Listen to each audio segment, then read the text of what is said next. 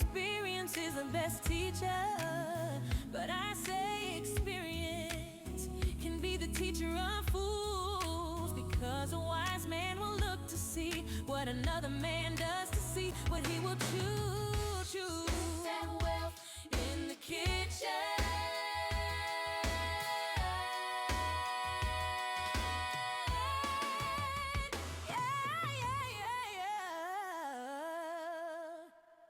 Is our wealth in the kitchen? Welcome to Wealth in the Kitchen podcast, brought to you by Wealth in the Kitchen Productions. I am your host, Lula Conley. Welcome back. Those that are returning, you already know what to expect. If this is your first time, you're gonna be in for a treat. It's gonna be good. It is. And in the process of watching, hey, hit the like button, notification bell, subscribe, share, and leave a comment because I generally do enjoy reading the comments. With that being said, I am going to talk about something today that's near and dear to my heart. We had a house fire about a couple of years back, and I really want to kind of just talk about trusting God through the fire. And that's like literal. Like, pretty much lost like 90% of our belongings. We had to trust God. We had to trust God because when you got five or four children living with you, and now you're trying to figure out how to navigate where are people going to go, what are we going to do, how are we going to function. It wasn't easy.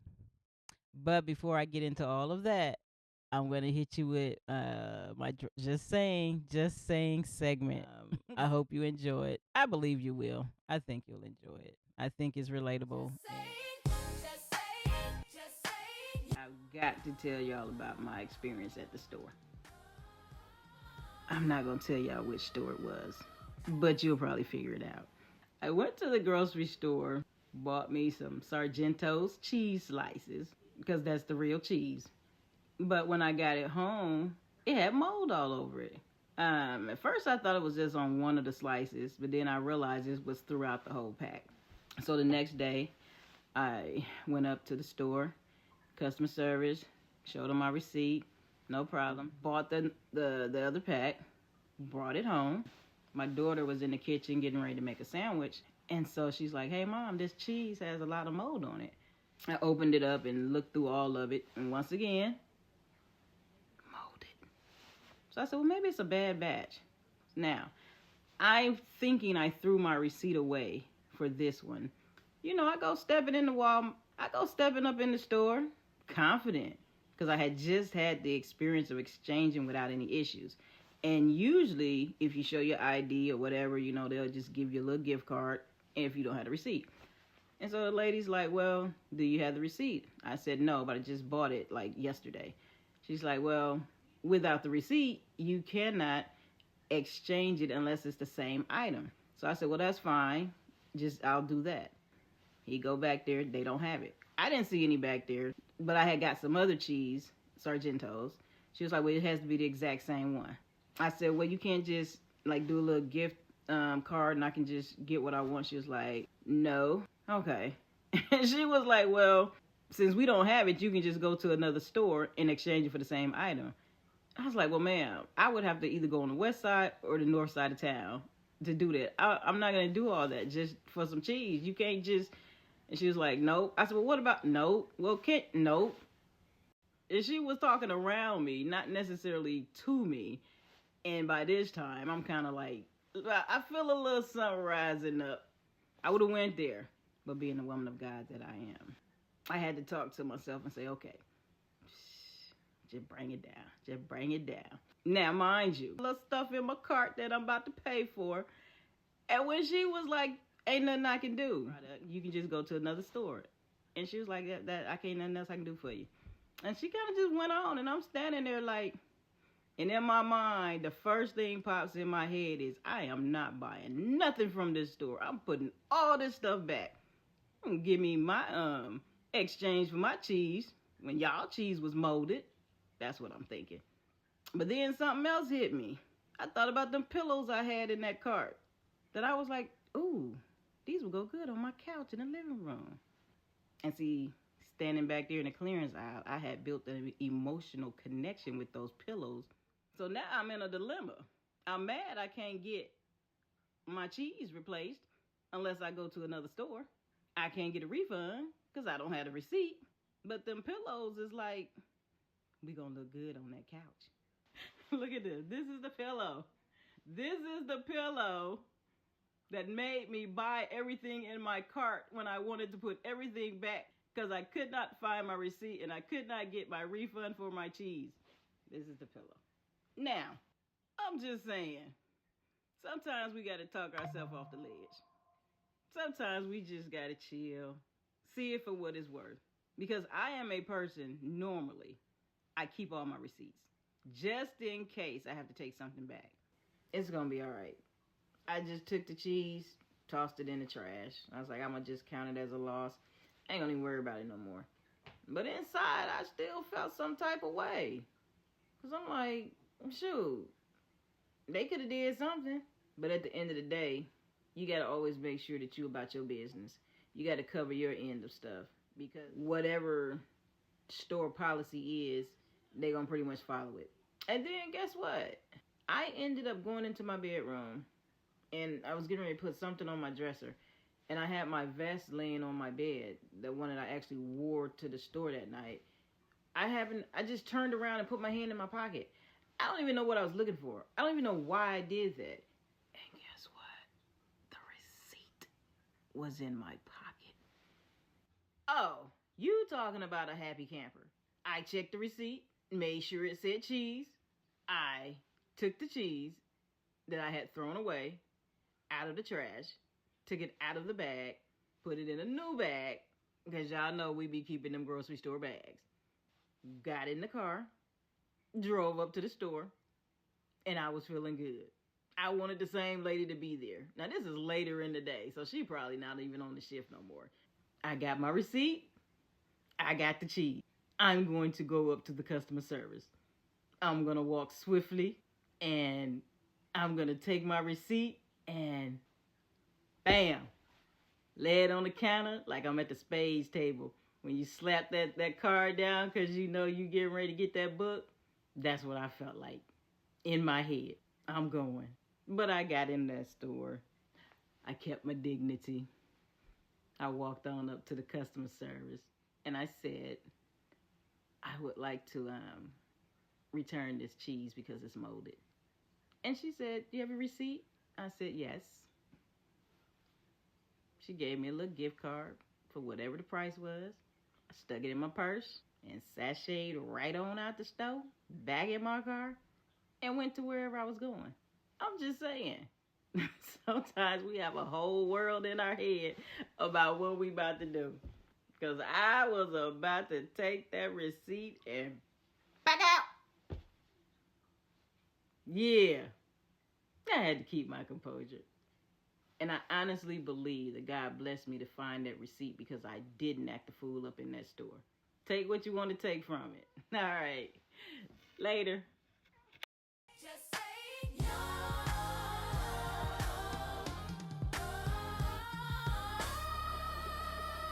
All right. I know you enjoyed that. And if you enjoyed it, go ahead and leave a comment. Tell me about something that happened with you that you probably felt like being petty with, but you made the right choice and was like, okay, I'm not gonna be petty. Now, I was thinking about my wealth in the kitchen nugget. Do what's right because it's the right thing to do. Because the word of God tells us those that know to do good and don't do it are going to be beat with many stripes. I know, like me, I'm sure some of y'all got whoopings growing up. And some of them whoopings, it wasn't even so much about what you did, but they would be like, but you know better. That's why I'm whooping you. You knew not to do that and you did it anyways. The Lord is just simply saying, when you know better, do better. Don't go off the deep end doing a bunch of foolishness and you know not to do it. This is, to me, it's not anything deep. It's not anything complicated. It's just plain and simple. It's not always easy to do. It's not always easy to do what's right because sometimes we God is saying go here, and we end up over here. So it's a simple saying. Put it in your brain. Just do what's right because it's the right thing to do, and couple that with you're gonna reap what you sow. So whatever you do, it's gonna come back to you. All right. That's the Wealth in the Kitchen nugget for this episode. Now, I'm going to be reading scriptures from my Juanita Bynum Topical Bible. I like this Bible. It's an old school Bible from the 90s because whatever the subject or topic is, it just tells you all the scriptures for it. I really like this Bible. Now, back to what I was saying about trusting God through the fire. We have fuses or had fuses in our house when we bought the house. And we really should have had a circuit breaker box. But we didn't. We were young. We didn't know no better. Yeah. Like I said, been here for over 20 years. Things got to flickering. One side of the house would go out, the other side would be on. Change the fuses, everything good. This time things just weren't functioning right. So my husband and my son, they went to work. So I'm up trying to take care of business, and I just kept listening to, okay, this is how much it's going to cost just to come in the driveway. This is how much it's going to cost once I step into your house, and it's per hour. That's a lot of money. I said, okay, let me get back with you. And I just kind of laid down for a few minutes, and but my girls were like, "Mom, we keep smelling something." In fact, my daughter told me the night before she was smelling something, and I didn't really smell it, so I didn't really like focus on it. I don't see anything that's alarming me. I go back in my bedroom, and I'm just kind of laying across the bed because I'm trying to figure out, okay, how many electricians can I call before I get the one that's gonna fit the price range? Like, Mom, there's a big bubble in the kitchen ceiling. So I come around the corner, and literally our ceiling is hanging down. There's like this big bubble, and smoke is coming out of it. And I'm like, so I go outside and I look at our roof. Well, there's a little smoke coming from the roof, but I'm not thinking that the house is on fire. I'm thinking because it's a winter time and snow is on the roof. I'm thinking that the somehow we got water damage. So I go outside. I'm like, oh, there's a lot of smoke out here, just in the air. I look. I said, well, I don't, I don't think that there should be that much smoke coming off of our roof. I come back in the house, and now I really smell like something's cooking. And so I said, well, let me go back outside and look. I look again. I said, man, that's a lot of smoke. And I'm not a person that panics. I'm not one that necessarily overreacts. So I just dialed 911. I told the operator, I think my house is on fire. So she kind of asked me some questions. I answered. I said, well, let me go back outside and look. And so I went outside and I looked and I said, yeah, it's a lot of smoke coming from my roof. So she's like, you need us to send somebody out? I'm like, yes. And I tell the girls, look, grab y'all stuff and get outside because the house is on fire. My son's downstairs in the basement. So I'm like, boy, get up. The house is on fire. So he comes scrolling from one side of the basement, going to the back room of the basement. And he just moving in slow motion. I'm like, boy, if you don't get some shoes on and get up out this house. And then I grab the cat and we go outside. And the cat's not an outdoor cat. So he's panicking. That's Mr. Bob. He's panicking and meowing and clawing, and I'm trying to get the door open. He's refusing to go in the truck. So I have to toss him in the truck.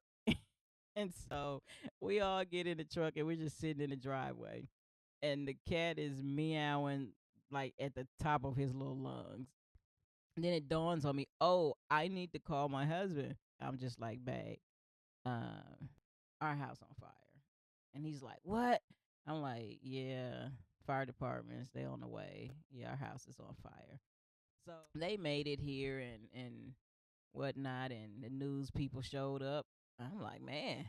So they're recording, and we're we're just kind of sitting in the driveway like, waiting for them to put the fire out.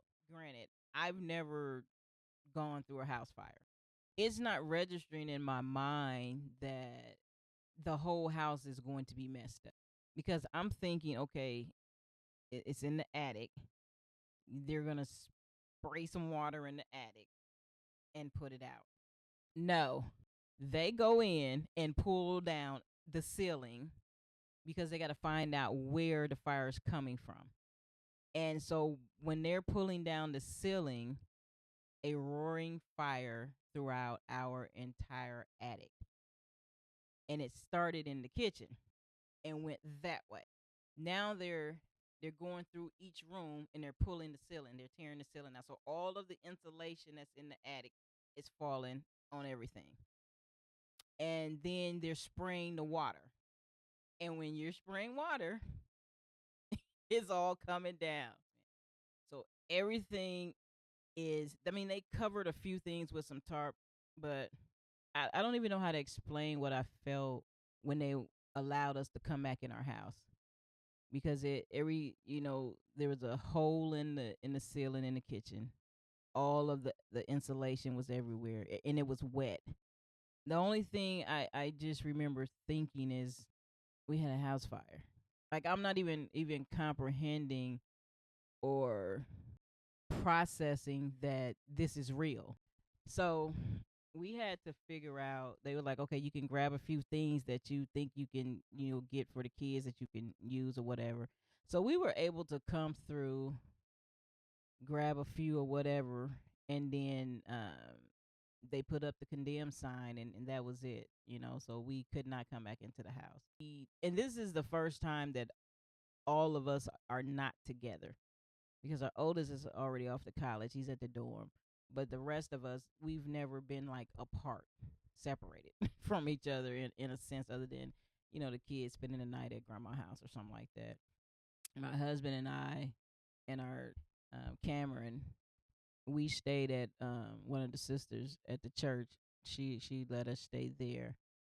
And then my two girls, they went over to my niece's house, and Mike, he went over to the dorm with his brother. We were all separated for probably about, I don't know if it was a week and a half. Then you had to go to the Red Cross, and wait for insurance to kind of do everything that they do and get things set up.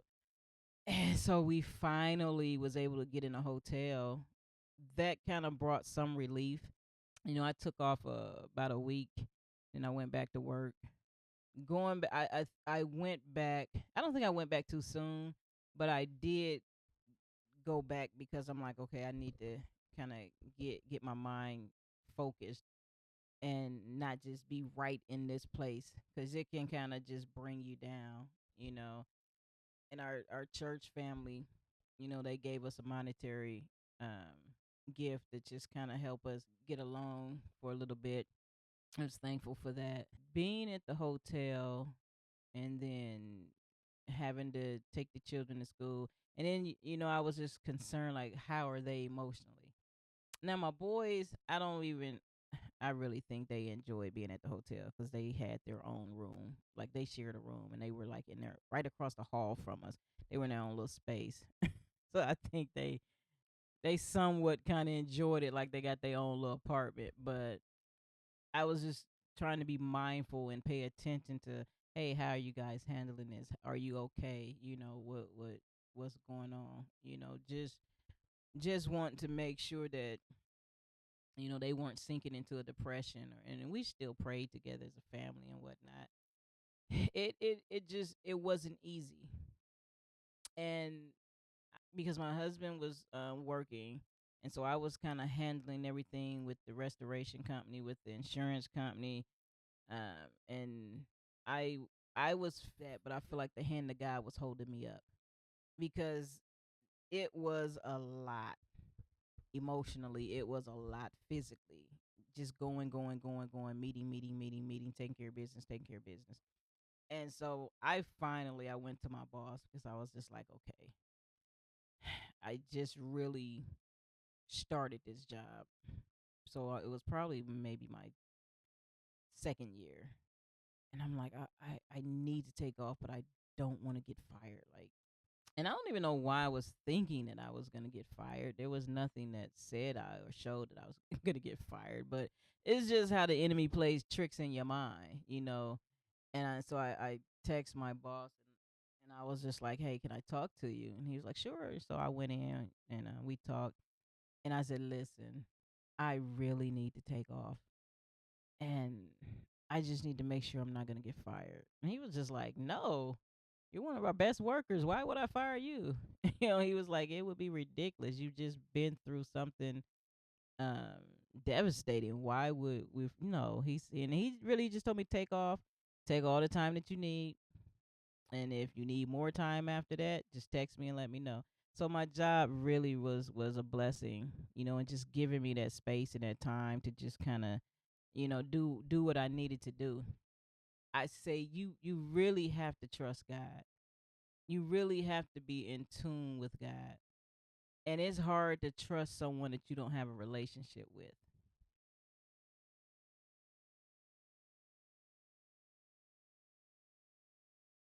Yeah, I sat back on that one. Because a lot of times we talk about trusting God. We talk about walking with God. We talk about, I'm just going to have faith. But we don't have a relationship with God. It's already hard enough to trust man. And then to say, trust a God that you don't physically see, even though you see his creation. Because when you in relationship with God and you see his hand on your life and you see where he's brought you from, you see what he's done for you already, it's easier to trust. This is what I learned. When you are going through a traumatic situation, people will prey on your emotions. They will feed on your emotions. They will try to tap into this place and take advantage of you, take you for all that you got because of where you are emotionally. Like the first restoration company we were with, I won't put their name out there, but I I met with the guy and we talked, and it was almost like he became whatever he felt like I needed him to be. And when I met with him, and we just talking and back and forth whatnot, and it was just like he was too good to be true. And usually that's a red flag. I begin to pray. I said, Lord, if he is a wolf in sheep's clothing, reveal it to me. I said, because right now it's a lot and he's promising a lot. And I don't want to go through all of this and be taken advantage of. And so me and my husband began to pray. I got to a place where once I kind of settled into, okay, we had a house fire. I got to do all these meetings. Everything's happening. Then I don't even know what you call it. My senses started kicking in to now I'm asking questions that I would normally ask when I'm handling business. Because before it was just kind of like I'm letting him kind of steer me and tell me, okay, this is gonna happen, this is gonna happen, this is what we're gonna do, and this. Do you want this? You want that? And it's like, okay, yeah, yeah, yeah. But then it was like, pump the brakes. No, let me start asking some questions. And once I started asking questions, it was just like he had no answers, and he was getting irritated and agitated with me, and I'm just like, they kind of passed me along to this person, this person. But at the end of the day, the long and short of it is I ended up switching restoration companies because with the other company, every time I tried to give them that check, I had no peace in my spirit. And I kept saying, Lord, if this is a wolf in sheep's clothing, reveal it to me. And I promise you, every single time I tried to give them people that check to get started, I had no peace in my spirit. It's like I couldn't give it to them. And finally, I was walking through the hallway at work because I went back to work, and I was just like, Lord, what are you saying to me? Are you telling me to switch companies? He was like, yes, I've been showing you the signs. This is not the company. But we're 4 months in by then. And I'm like, man. So I ended up switching from them to another company. And this other company, I will give them, on a scale of 1 to 10, I will give them a 7.5, maybe a 8. Now, when I did talk to them and go through it, whatever, I did have peace. So we went with them. But nothing is perfect. Like my pastor always says, people don't do what you expect, they do what you inspect. And so when you doing anything with a home and a house, you have got to inspect it and be about your business and pray and ask God for guidance and help that you see what you wouldn't normally see, because you don't know what they know, and they know how to play the game. They know how to run stuff. They know how to, in a sense, manipulate this and manipulate that. And I'm not saying that everybody in the company was not integral. I'm just saying they had people that lied to us, that said we're gonna do this and we're gonna do that, and they didn't. They backtracked on their word.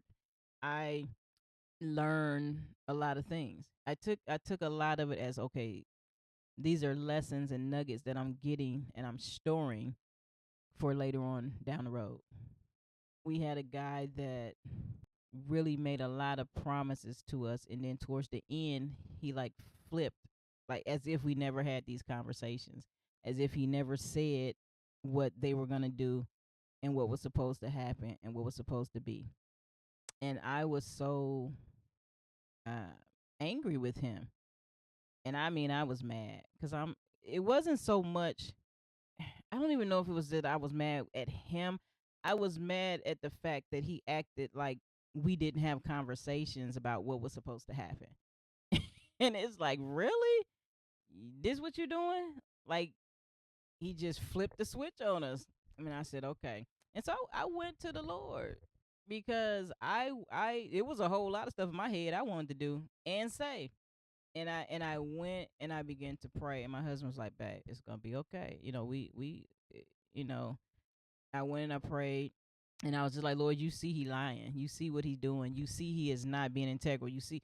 And I'm thinking the Lord is going to give me a deep revelation, and he's gonna tell me, my daughter, vengeance. I'm gonna get vengeance because I because he's doing you wrong. Ah. You know what the Lord told me after I got done praying? He said, I don't want you to speak any evil of him. God. He's like, I don't want you talking about him. I don't want you to say anything else negative about him. Don't even really talk about what he said he was going to do and didn't do. And I'm just like, but God, I need you to tell me how you're going to make him then do what he said he was going to do. That's what I want. And I was like, because I told him, I said, you're going to reap what you sow. You're going to reap what you sow. I said, it's plain and simple. You're going to reap what you sow. And I meant that. That's what I said. I said it to him in a nice way.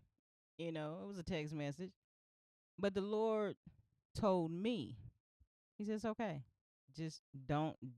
And then the Lord told me to pray for him, put him on my prayer list. And then he said, let the words of your mouth and the meditation of your heart be acceptable unto me. Don't speak nothing evil of him. But you know what? Because God was blessing, and he didn't want me to curse the blessing. See? Because at first I said, God, you vengeance. But God was already moving. God was already in the midst of our situation, our circumstance. And I could not miss out on what God was doing because of what somebody else wasn't doing. God is like, I got you. I'm going to take care of you.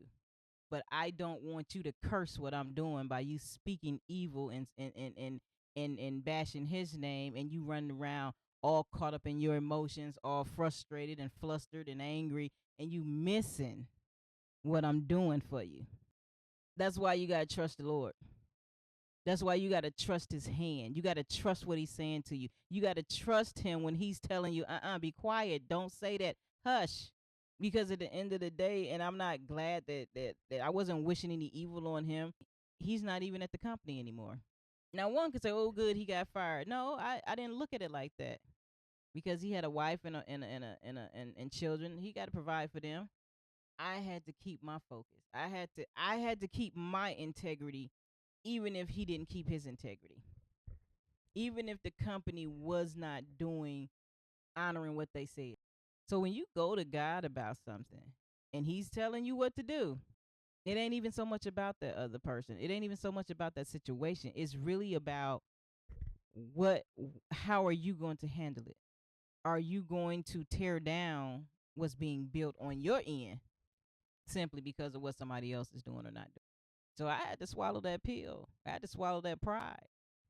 And I had to say, it's in your hands, God. A few of the things that were supposed to get done didn't get done. So I just kind of went back through everything and made a list of not only those things but other things that didn't get done. And so they had to deduct a lot off of what the final payment was. What am I saying in all of this? You have got to include God in everything because God is everywhere. Let's go to the scripture. Yeah, two scriptures that I'm going to read. Psalms 9, verse 10. And they that know thy name will put their trust in thee, for thou, Lord, has not forsaken them that seek thee. You got to seek him. He's not going to forsake you. I guarantee you, if you seek the Lord, he going to show up. Sit in his, maybe you not a emotional, deep, philosophical person. You can sit just in the room and just say, Lord, I'm here. Please speak to my heart. He'll do it. You don't gotta. It ain't no fanfare. You ain't gotta hoop and holler. You ain't gotta roll on the floor. You gotta do all that. And listen here. Let's go down to Psalms 28 and 7. The Lord is my strength and my shield. My heart trusted in him, and I am helped.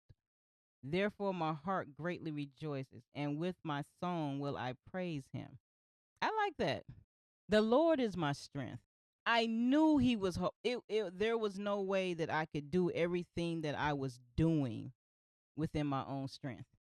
And there was no way within my own strength that I wasn't going to fall out somewhere. It was the strength of God that kept me. I know y'all done had them situations where you have been doing stuff and you just be looking like, I don't even know how I did that. I don't even know how I made it through that. It was God, plain and simple. The Lord is my strength and my shield. I look to the hills from where my help comes from.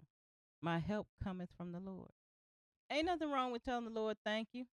Trust him and watch him do it. It's hard to trust him when you don't, when you just don't. Really, it's hard to trust because in this life, in all the things that happen and all the things that we go through and all the things that we deal with, you need a savior. You need an anchor. You need something. Not, you know what? I'll take that back. You need God. You got to hold on to him. You know what I would do? I would come over to our house and I would walk through every room and I would praise God and I would thank him for what he has done because God showed me something when I was standing in the kitchen and all the it was down to the studs. It was just a frame in the house. No walls, no floors, no nothing, just the studs. And he showed me in the spirit realm the enemy's plan. He showed me our attic on fire, roaring fire. And he showed me all of our attic and all of our ceilings crashing down on us. He showed me the girls' room. He showed me and my husband's bedroom. Now that was the plan of the enemy. But you know what else he showed me? He showed me that he was stretched out in our attic. I could see a light. It was the light of God. It was him stretched out in our attic. And he said, I was holding it up. He said, I was holding it for you. He said, because I wasn't going to let it happen. The Spirit of God held that where it wouldn't come down and crush us in the middle of the night while we were sleeping.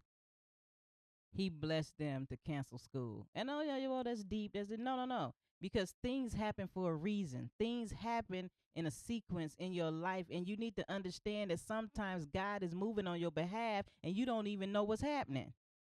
You just going and going and going, and you don't even know that the enemy is out to get you, that you have an adversary that does not like you. And when you name it on the name of Christ and you doing what you know to do, the enemy don't care about you. He don't like you. If he could destroy you and you be dead today, that's what it would be. But God is holding your life. God is holding that breath in your body. God is holding you because he has something in you that the world has to see. He has something in you that is awesome, that is great, that is wonderful, and it's called His Spirit, the Spirit of God. So when I walked back in our home and we was able to move back in, I thank God every day because I know I'm stepping into a miracle. The effectual, fervent prayers of the righteous availeth much. I spent years in our basement laying on that floor praying and crying out to God for my marriage, for our children, for different situations, different ones, different things that God had me interceding for. I ain't put no flowers on my back. I did my reasonable service because that's what God said to do. There were plenty of times I walked my living room floor praising God and crying out to Him. And I believe God honored that. He told me some things that I'm not going to share because it ain't time for me to share it, or I may not never share it. But He told me some things that let me know He honors when you lay out and sacrifice and you cry out to Him. It does not go unnoticed. It is not in vain.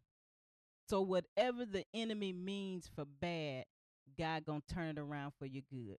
Just make sure that you're in position to handle what God is doing in your life, to handle the blessings. I'm gonna tell you this because I can tell you. God would have me write, the scripture says, write the vision and make it plain, for it's going to be for an appointed time. We wanted to redo the whole house, and I had a list of everything that God told me to write out. And me and my husband talked, and we were preparing. I said, okay, God, we wrote it, it's here. We were preparing to start saving, and we are going to check it out. We're going to do one project at a time. What the enemy meant for bad, God worked it for our good. Everything on that list that would have cost us thousands and thousands and thousands of dollars to do, God did it. Yeah, we had a house fire, but God spared us. God kept us. Everything on that list that we wanted to do got done. And we didn't have to save up to do nothing. Yeah, you can say, well, insurance covered it. Absolutely. But do you know how many people have a house and don't have no homeowner's insurance? I've seen a lot of houses just abandoned because a fire happened and they ain't have no insurance and it's just sitting there. My point is, we didn't have to save up to do it. God blessed us in the midst of the fire. God blessed us with everything that we had on that list. Brand new electrical, brand new roof. I know y'all see the kitchen. Before that, it was brown cabinets that had been here since 1958. it was an old house. Even the floors, brand new flooring. So what am I saying? I'm not saying that we seeking God for things or for stuff. What I'm saying is trust in God and trust His way. Because when you trust in Him, it's going to be okay. We back in our house, y'all. And I'm loving it. Still got some work to do. Still got some boxes to unpack. Still got some bins to go through. We got some stuff to do. But ain't nothing like being in your own home, laying your head down in your own bed. I know something was said that's going to help you to just elevate your way of thinking, just motivate and encourage you to keep going, keep pushing, keep trusting God. I said what I said. That's what I had to say. Think about it, pray about it, and when you get your answer, absolutely be about it. God bless you. It's that wealth in the kitchen. Ooh, giving that wisdom passed down from generation to generation. A little nugget. They say experience is the best teacher, but I say experience can be the teacher of fools, because a wise man will look to see what another man does, to see what he will choose. That wealth in the kitchen.